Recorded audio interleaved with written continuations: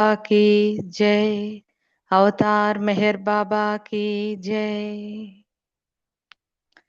మానవుడ మెహరుని మదిలోన నిరతము కొలువుమురా. మానవుడ మెహరుని నిరతము మదిలోన కొలువుమురా.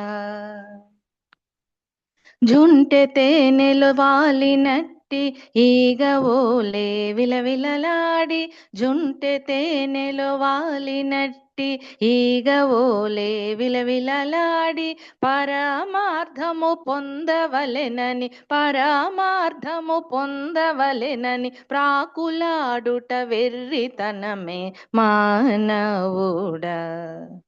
మెహరుని నిరతము మదిలోన తలవుమురా. అద్దము పైన పట్టినట్టి దుమ్ము ఓలే కోర్కెలుండిన, అద్దము పైన పట్టినట్టి దుమ్ము ఓలే కోర్కెలుండిన, నీదు మోమును చూడగోరిన నీదు మోమును చూడగోరిన కాననగున వెర్రివాడ మానవుడా. మెహరుని మదిలోన నిరతము కొలువుమురా. మెహరుని అవతారునిగా విశ్వసించిన ధన్యమే, మెహరుని అవతారునిగా విశ్వసించిన ధన్యమే. ప్రేమతో ప్రియతముని చేరగా ప్రేమతో ప్రియతమును చేరగా ప్రయత్నించిన మేలగునే మానవుడా.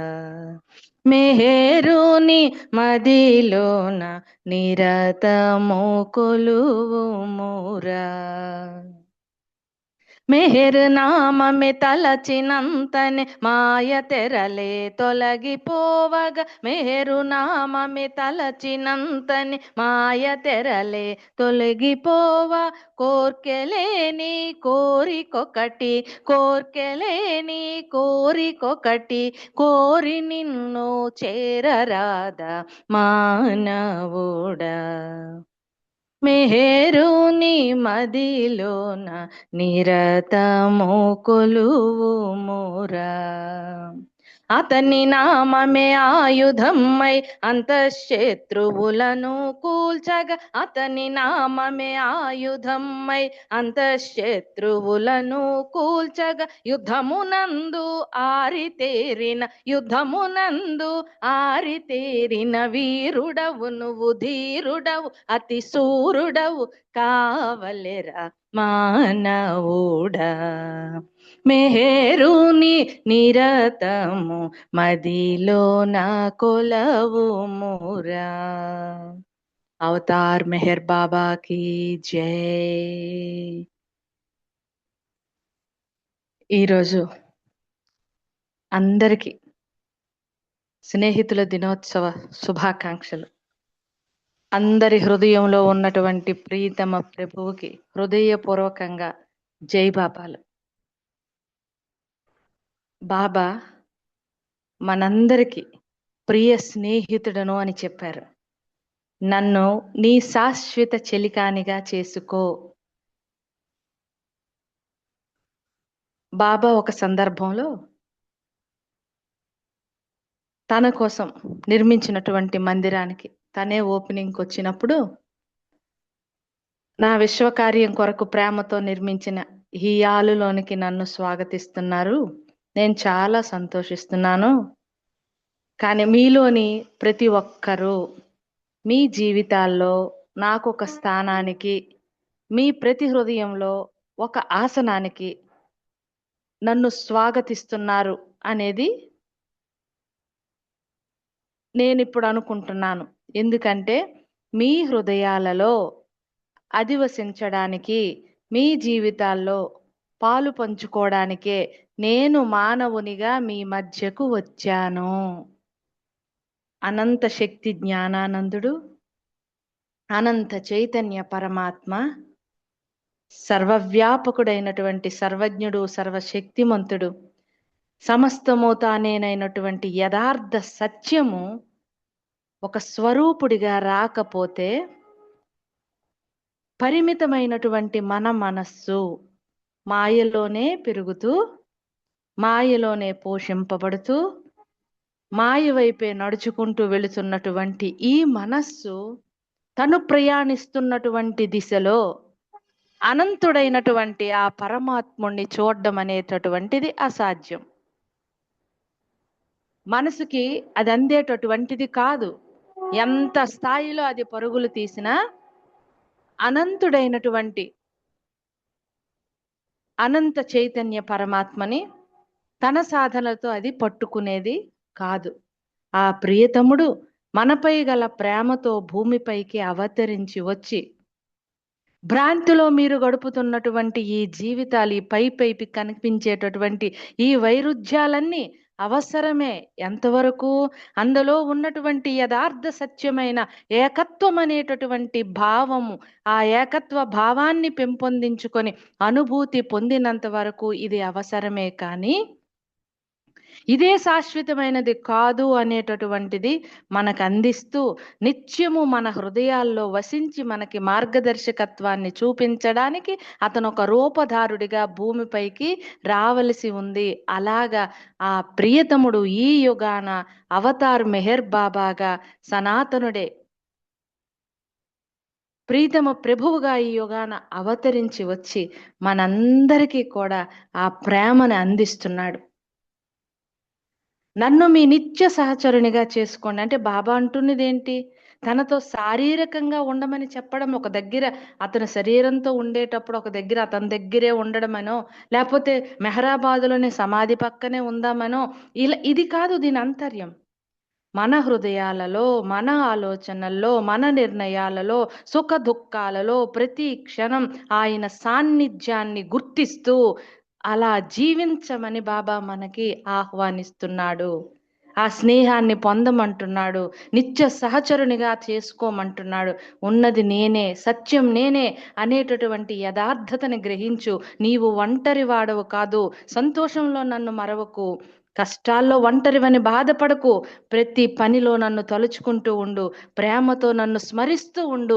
నేను నీతోనే ఉన్నాను, నీతోనే ఉన్నాను అనేది బాబా మనకి నిరంతరం చెప్తూ ఉన్నాడు. మనకి బెస్ట్ ఫ్రెండ్స్ ఉన్నారు, బంధువులు ఉన్నారు, లేకపోతే నాకు చాలా ఆత్మీయులు ఉన్నారు అని మనం అనుకుంటూ ఉంటాం కదా. నిజానికి ఉంది ఉంది ఉంది అనుకునేదంతా కూడాను మనలో స్వీయ ఆహాన్ని ప్రేరేపించి ఇంకొంచెంగా ఆహాన్ని పెంపొందించుకోవడానికే ఉపయోగపడుతుంది తప్ప, అది కూడా ఎప్పుడైతే సత్యం వైపు అడుగులు వేయడానికి ఉపయోగిస్తామో అప్పుడు మాత్రమే అది ఉపయోగకరం. అలా కాకన్నా ఇంకొక దానితో పోల్చుకోవడానికి ఆ రకంగా మనం వెళుతున్నంత వరకు అది స్వీయ ఆహాన్ని పోషించడానికే అవుతుంది. కానీ బాబా యొక్క సాహచర్యం, బాబా స్నేహం ఒక్కసారి మనం ఆలోచిస్తే అతని యొక్క ఆ కంపానియన్షిప్ మనకి ఎంతగా ఉపయోగపడుతుందంటే, బాబా ఏమన్నారు? I and you are not we but one అన్నారు. నువ్వు నేను వేరు కాదు, ఒక్కటే. ఎవరి హార్ట్ ఈజ్ మై టెంపుల్ అన్నారు. ప్రతి హృదయము నాకు దేవాలయమై ఉంది అన్నారు. అంటే బాబా ఎక్కడున్నాడు? మనలోనే ఉన్నాడు, మనతోనే ఉన్నాడు, సర్వత్రా వ్యాపించి ఉన్నాడు. అలాగున్నటువంటి ఆ తండ్రి ఆ మనతో ఉన్నటువంటి అంటే నువ్వు వేరు కాదు, నువ్వు నేను వేరు కాదని చెప్పినప్పుడు కనీసం మనకు ఒక్కసారి కూడా అది జ్ఞాపకం రావట్లేదు. పోనీ ఒకసారి అయినా సరే అనుభవంలోకి రావటం లేదు. ఎందుకోసం అడ్డుతున్నది ఏంటి అంటే, ఆ స్నేహాన్ని ఎప్పుడైతే మనం బాబాని ఆ సాహచర్యాన్ని అంగీకరిస్తామో, సమస్తానికి ఆధారమైనటువంటి ఆ తండ్రి అస్తిత్వమే నాలో అయ్యుంది అని ఎప్పుడైతే మనం ఆ తండ్రి స్మరణని చేస్తూ ఉంటామో, మనకి ఆ స్నేహంలోనే ఆయన ఒక్కొక్క విషయాన్ని చెబుతా ఉంటాడు. స్నేహితుడంటే ఎవరు? శ్రేయస్సు కోరతాడు. నా ఫ్రెండ్ ఎప్పుడూ బాగోవాలనుకుంటాడు. వాడికి ఏది అవసరమైనా నేనున్నానంటాడు. వెన్ను తట్టి నేనున్నానులే, నీకేం భయం లేదంటాడు. ఆలోచించండి. మనం శ్రేయస్సు అనుకునేటటువంటిది మనకి తెలిసింది కేవలం భౌతికమైనటువంటిది. ఓకే, నా హెల్త్ అంతా బాగుంది, నా వెల్త్ అంతా బాగుంది, నాకు ఫైనాన్షియల్గా చాలా పర్వాలేదు, నాకు బంధువర్గంలో పర్వాలేదు అని మనం అనుకుంటాం. కానీ మనం ఎప్పుడైతే బాబాతో ఆ తండ్రి యొక్క కంపానియన్షిప్ హృదయంలో ఆ స్మరణతో తండ్రితో స్నేహంగా అతని తాలూకా ఆ వాక్కులు వింటూ ఉంటామో, బాబా చెప్తున్నారు, నీ ఉనికి యొక్క అన్ని స్థాయిలలో కూడా ఎప్పుడైతే నువ్వు సమన్వయాన్ని ఏర్పరుచుకుంటూ జీవిస్తావో అదే నిజమైనటువంటి శ్రేయస్సు అని చెప్తాడు ఆయన. అంటే ఎప్పుడు మన మనసును చూపిస్తా ఉంటాడు. బాహ్యంగా నీకు ఆరోగ్యం ఉందనుకుంటున్నావు, ఇదిగో నీ మనసుకి ద్వేషం అనే రోగం పుట్టింది, నీ మనసుకి కోపం అనేటటువంటి రోగం పుట్టింది, నీ నిగ్రహ శక్తి ఎంతవరకే ఉంది.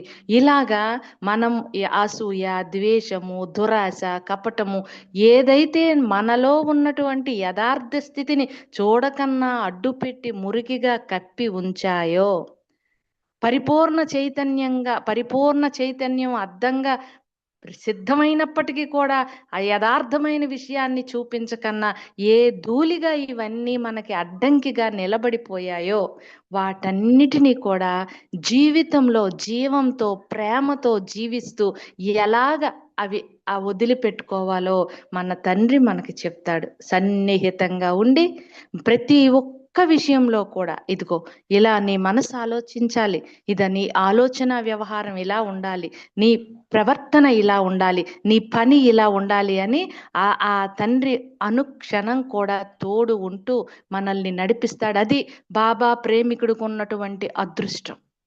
బాహ్యంగా ఏ చర్య కాదు. దైవము తోడి సాగిన యాత్రలో దేహము కంటే మనసుకే శిక్షణ. దైవము తోడ సాగిన యాత్రలో దేహము కంటే మనసుకే శిక్షణ. ఆవేశాలు ఆవేదనలు వాంఛల నుండి విముక్తి కలిగిన మేరు బాబా మౌనధారి నడిపిన ఎట్టి నవజీవనము మేహరు బాబా మౌనధారి. బాబాతో ఉంటే ఏమొస్తుందయ్యా అంటే స్పష్టత వస్తుంది. Don't worry, be happy, I will help you అని మనకు చెప్తున్నాడే. మనతో ఉండి మన శ్వాసకి చేరువయ్యుండి మనకు ఆ ప్రేమను అందిస్తూ మనల్ని అటువైపు నడుపుతూ స్పష్టతనిస్తున్నాడు ఆయన. భయపడద్దు, స్పష్టత దగ్గర భయానికి చోటు లేదు.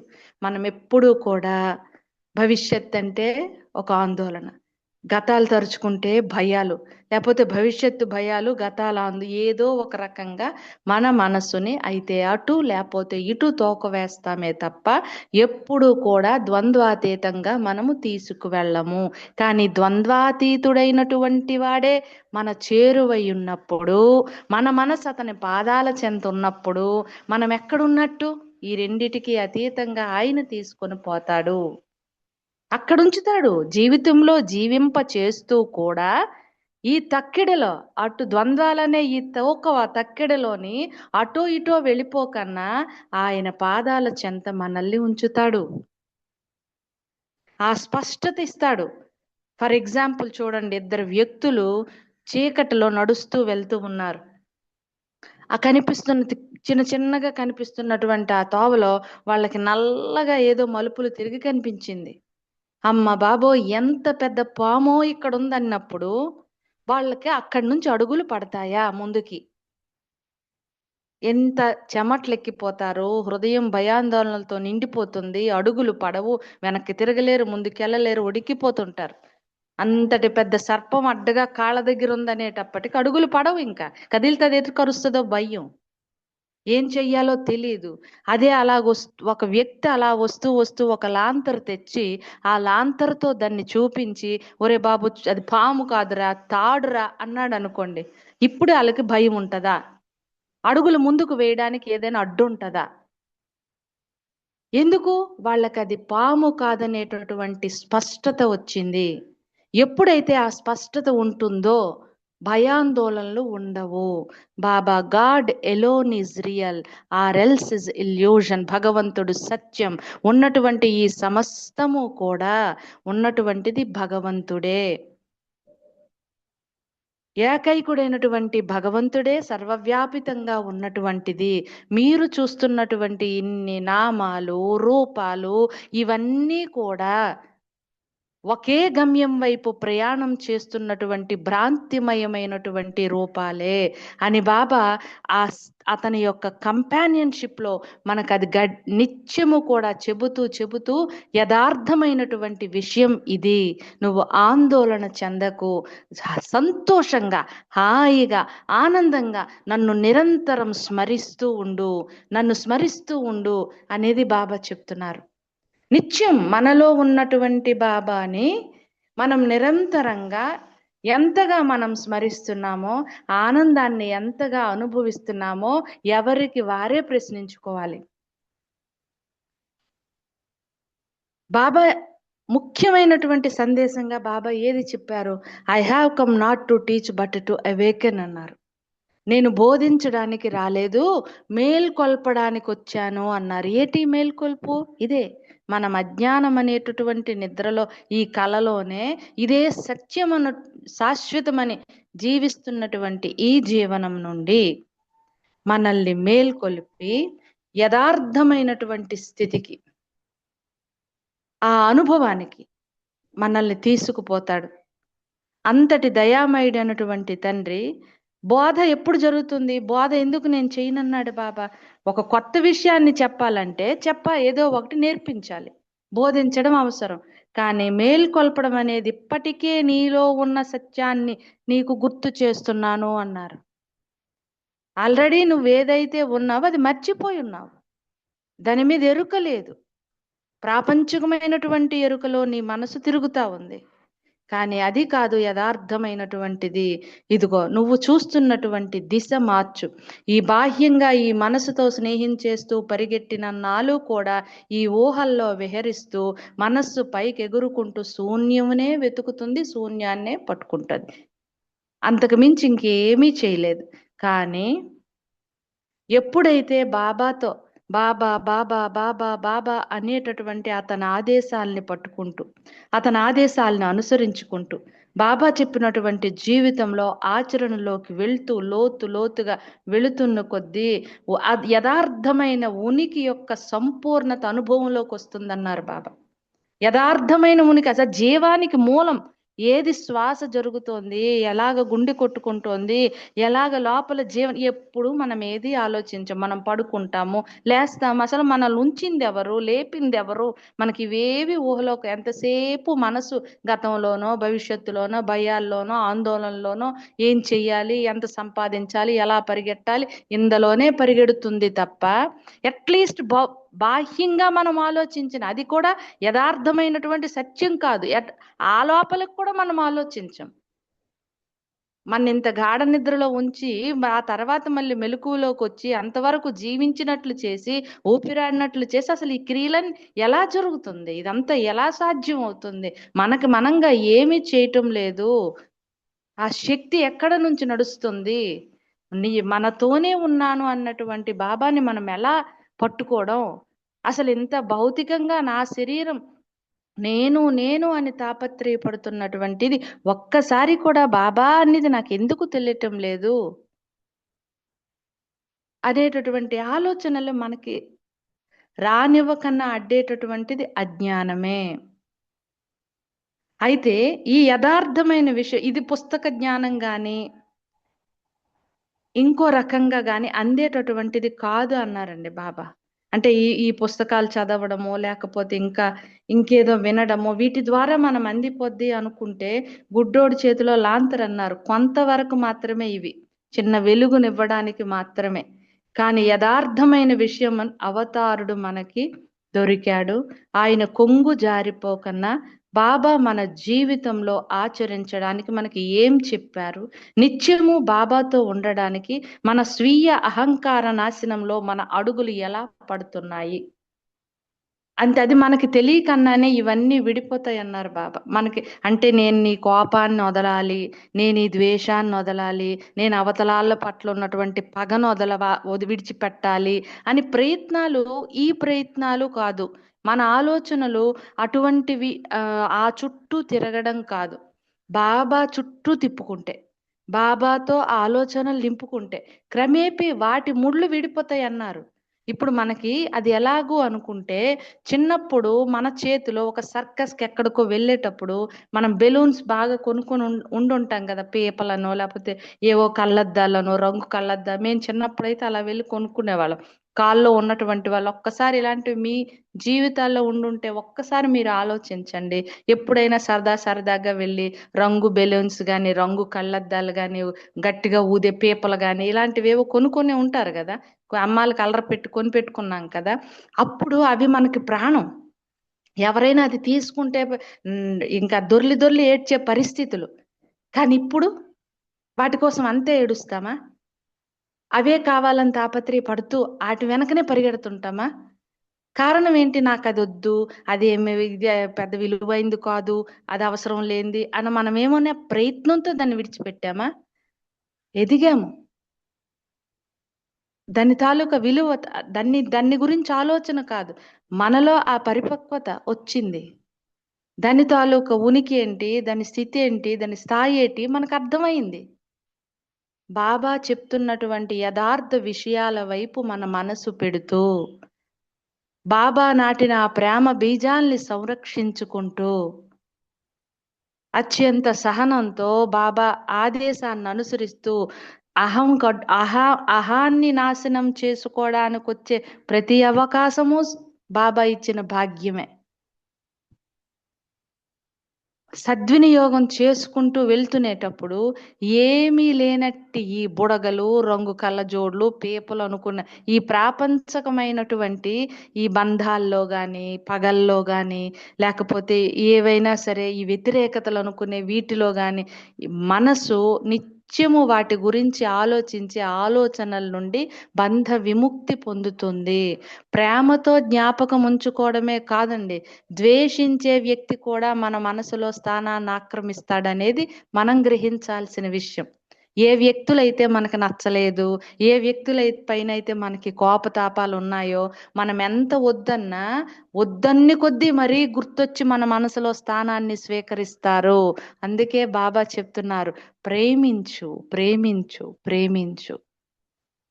మీరు ఈ సత్యమంతా ఒక్కసారిగా అర్థం చేసుకోవాలని నేను ఆశించటం లేదనిసారు బాబా. భగవంతుడే సత్యం. అవతల ఉన్నటువంటి శత్రువులోనైనా, మిత్రువులోనైనా, ఒక పాములోనైనా, చీమలోనైనా ఉన్న అస్తిత్వం నేనే. ఏకం ఉన్నటువంటిది అవిభాజ్యమైన అనంత అస్తిత్వం. ఆ యథార్థతను ఒకేసారి నువ్వు అర్థం చేసుకోవాలని నేనేం ఆశించటం లేదన్నారు. మనకది అసాధ్యం. బాబా కూడా చెప్పేశారు, ఒక్కసారిగా అది వెలిగిపోవాలంటే నేనేం అలాగ అనుకోవటం లేదు. దానికోసమే యుగాన కూడా నేను రావాల్సి ఉంటుంది, ఆ మేల్కొల్పును ప్రసాదించడానికే. మీ పరిమిత మనసుల్లో నేను ప్రేమ విత్తనాన్ని నాటుతున్నాను అన్నారు. ఏదైతే యథార్థ సత్యం ఉందో అంతా ఒక్కటే అనేటటువంటి భావన, శత్రువును సైతం ప్రేమించగలిగినటువంటి అంత గొప్ప ప్రేమ, అది మనకి రావాలి అనుకుంటే మొదటగా బాబా మన మనసుల్లో ప్రేమ బీజాన్ని నాటాను అని చెప్పారు. దానిని శ్రద్ధతో, సహనంతో పోషిస్తే సమయానుకూలంగా అది మొలకెత్తి, పెరిగి, వికసించి చివరికి సహజ సిద్ధమైన నిజమైన జ్ఞాన ఫలాల్ని ఇస్తుంది అన్నారు. అది ఎప్పుడైతే అందిందో, చూస్తున్నటువంటి ఈ సృష్టిలో ఇంత విభజనగా కాకన్నా ఒకటే సత్యం ఇంతగా తనని తాను ఎరగడానికి ఒకవైపుగా ప్రయాణం జరుగుతోంది అనేటటువంటి సత్యం అవగతమవుతుంది. అలా కాకన్నా, అలాంటి ఆలోచన లేకన్నా బాబా ఇచ్చినటువంటి ఈ ప్రేమను సంరక్షించుకోవడంలో, అంటే మన జీవితంలో మనతోనే కాన్స్టెంట్ కంపానియన్‌గా, శాశ్వత చెలికాడిగా ఆయన ఉంటూ మనకు చెబుతున్నటువంటి విషయాల్ని మనం పెడచెవిని పెట్టి బాహ్యంగా 7 గంటలు ప్రార్థనలు అయిపోతాయి. బాహ్యంగా మనం పాటలు పాడేసుకుంటాం. బాహ్యంగా మనం ఏదో ఇలా చెప్పేసుకుంటాం, చదివేసుకుంటాం. ఇలాగే మళ్ళీ మన యథార్థంగా ఎక్కడైనా అహం దెబ్బతింటుందంటే మన పని మనమే చేస్తాం. ఇలాగ నా తోవలో నేనే వెళ్తాను అని అనుకున్నా కూడా బాబా నేను అడ్డుపడను అనేసాడు. ఎవరిష్టం వాళ్ళదే అన్నాడు. చెప్తున్నాడు బాబా, అజ్ఞానానికి లోనై నీ ఇష్టానుసారంగా నీవు వెళ్తానని పట్టుబడితే నీ ఎంపిక నీదే అన్నారు. కాకపోతే గ్రహించు, ఆ మార్గం నెమ్మదిగా బాధలతో కూడినదై ఉంటుంది. లెక్కలేనన్ని జన్మలు అవసరం అవుతాయి. దేనికి? ఏదైతే ఇప్పుడు నేను నీకు అతి సులువుగా పొందవచ్చని చెబుతున్నానో దానిని పొందడానికి, ఆ సత్యాన్ని తెలుసుకోవడానికి అనేక జన్మలు అవసరం అవుతాయి. నాకు నచ్చిన మార్గంలోనే నేను వెళ్తాను అనుకుంటే, మార్గమే లేని మార్గమైన ఈ ప్రేమ అనేటటువంటి స్వీయ అహంకారాన్ని నాశనం చేసేటటువంటి ప్రేమ ద్వారా కాకన్నా నా అహంకారాన్ని పోషించుకుంటూ నడుస్తానంటే ఇంకా జన్మలెత్తుతూ ఉంటాం. ప్రతి ఒక్క దగ్గర చివరన తెలుస్తూ ఉంటది ఇదేమీ లేందే అనే దానికి జన్మలు జన్మలు కావాల్సి ఉంటుంది. ఇది సుదీర్ఘమైన ప్రయాణము అని చెబుతూ నీకు నేను అడ్డుపడిన అన్నారు బాబా. కానీ మనకంటూ ఒక విచక్షణ ఇచ్చాడుగా. ఆయన భూమిపైకి అవతరించి వచ్చాడు కదా. అంతటి దివ్య ప్రీతముడు రాకకి కారణం ఏమిటి? నా ఇంట వెలిసి నా హృదయంలో ఆ ప్రేమ బీజాలు నాటి ఇలాగ చెయ్యన ఆచరించి చూపించడానికి ఎందుకింత కష్టం ఆయన పడ్డాడు? అంత దయామయుడైనటువంటి తండ్రి, అతని ఆదరణ, కరుణ, దయ, అతని రక్షణ, అవన్నీ మనం అనుభూతి పొందకన్నా కేవలం నేను, నాది, నా కోసమని జన్మజన్మలు పోషించుకుంటూ పోతే అది ఎంతవరకు మంచి పని? మనకి మనంగా విచక్షణతో ఆలోచిస్తే మనం ఏర్పరచుకున్నటువంటి ఈ భ్రమలనేటటువంటి చిక్కుముడుల నుంచి బయటపడడానికి బాబా మనకేదైతే ప్రేమను అందించాడో ఆ ప్రేమను సంరక్షించుకుంటూ నడుస్తాము. నిరంతరం మనం చేసేటటువంటి పనుల్లో బాబాని జ్ఞాపకం చేసుకుంటూ బాబా ఏం చెప్తున్నారు? నిరంతరంగా నేను నీతో ఉన్నాను అనేటటువంటి విషయాన్ని నువ్వు గ్రహించు, నన్ను జ్ఞాపకం చేసుకో, నిత్యము నేను నీకు తోడవుతాను అనేదే బాబా చెప్తున్నారు మనకి. ఇప్పుడు మనకి చిన్న పిల్లాడికైతే ఉక్క పెడుతోంది అంటే ఫ్యాన్లోంచే గాలి వస్తుంది అనుకుంటాడు ఆడు. చీకటయిందంటే స్విచ్ చేస్తే చాలు లైట్ వెలిగిపోతుంది అనుకుంటాడు. కానీ పెద్దాళ్ళకి తెలుసు కదా, కరెంట్ ఉంటేనే ఇవన్నీ సాధ్యమని. అలాగా మన తాలూకా ప్రక్రియ ఒక బంధువులతో ఉన్నా, మిత్రులతో ఉన్నా, లేకపోతే ఎక్కడున్నా, ఏం చేస్తున్నా మన మనుగడ, ఊపిరి, శ్వాస ప్రతి ఒక్కటి బాబాలోనే జరుగుతుంది, బాబాతోనే జరుగుతుంది అనేటటువంటి అవగాహన నిరంతరం మనకి ఉండాలి. ఆ జ్ఞాపకం ఉండేటంతగా మన తాలూకా ప్రేమ ఉండాలి అనేది బాబా మన నుంచి కోరుతున్నటువంటిది. అంతగా ఎక్కడ కూడా అసలు మనకి మనంగా మనం ఏమీ చేయలేము. అది అయ్యేది కాదు. ఇప్పుడు ఆ ఇంట్లో కరెంట్ లేకపోతే మిక్సీ తిరగదు, ఫ్యాన్ లేదు, లైట్ లేదు, ఫోన్లకి ఛార్జింగ్ లేదు, ఏదైనా లేదు. ఇంకన్నీ ఆబ్సెంటే. అతని అస్తిత్వమే ఆధారమై ఉంది. అతని అస్తిత్వమే సమస్తాన్ని పోషిస్తుంది. బాబా ఇచ్చిన ఆ ప్రేమ బీజాల్ని సంరక్షించుకొని జీవంతో జీవితాన్ని నడపగలిగితే ఎప్పుడూ కూడా ఏదో ఎక్కడో మనసు పెట్టి ఇక్కడ శరీరాన్ని నుంచి అలాంటివి కాకన్నా ఎరుకతో బాబా ఇచ్చినటువంటి ఆ కార్యం, ఆ క్షణాన్ని ఏదైతే మనకి నిర్దేశింపబడిందో దానిని ఎరుకతో మనం నిర్వహించగలిగితే అది మనల్ని బాబా వైపు అడుగులు వేయిస్తుంది. ఎస్, బాబా వల్లే ఇది నడుస్తుంది. ఒక వంట బాబా వల్లే చేయగలుగుతున్నాను. సమస్తము మూలానికి వెళ్తే బాబా బాబా బాబా బాబా బాబా. ఉన్నది బాబా, సత్యం బాబా.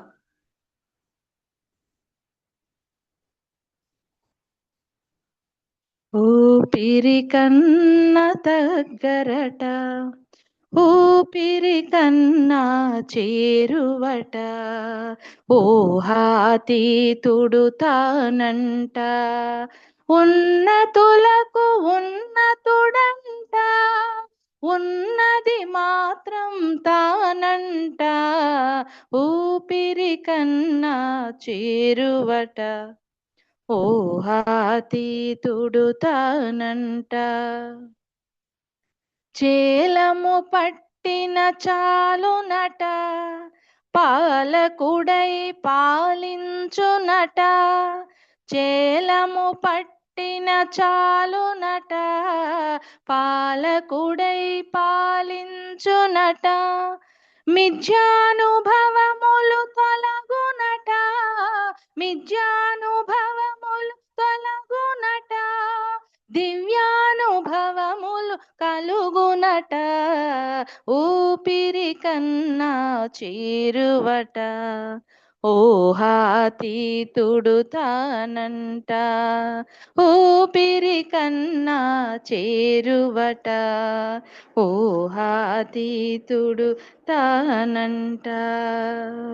నిరంతరం బాబాని హృదయంలో నిలుపుకుంటూ ఆ నిత్య సహచరత్వాన్ని మనం అనుభవపూర్వకంగా అనుభూతి పొందుతూ బాబా మార్గదర్శకత్వంలో మనందరము నడవాలని, అతని ప్రేమని హృదయపూర్వకంగా అనుభూతి పొందాలని బాబాని ప్రార్థిస్తూ అవతార్ మెహర్ బాబాకి జై. జై బాబా. జై బాబా అమ్మ, చాలా చక్కటి స్పీచ్ ఇచ్చారు. ధన్యవాదాలు మీకు. ఆ, ఆ, ధన్యవాదాలండి జై బాబా ఉదయ్ కుమార్ గారు. జై బాబా. ఇప్పుడు మన సంకీర్తనలో